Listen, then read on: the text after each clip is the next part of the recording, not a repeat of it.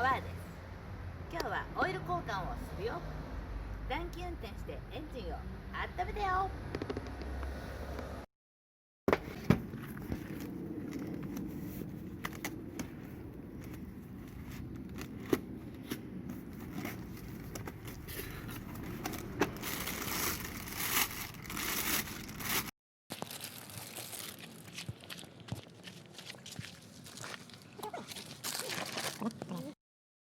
まずドレンボルトを緩めるよ。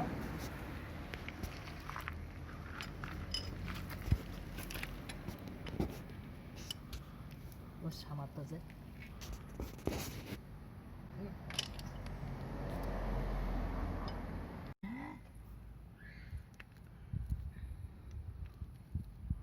怒っちゃった。汚れたオイルが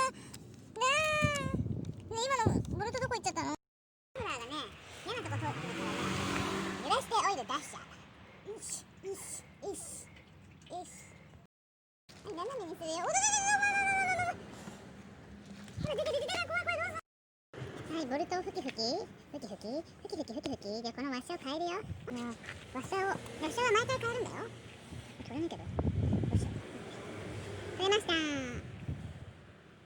じゃん。違いがわからないけど。こっちだね。こうだね。なんかでかいけど。こんな感じ。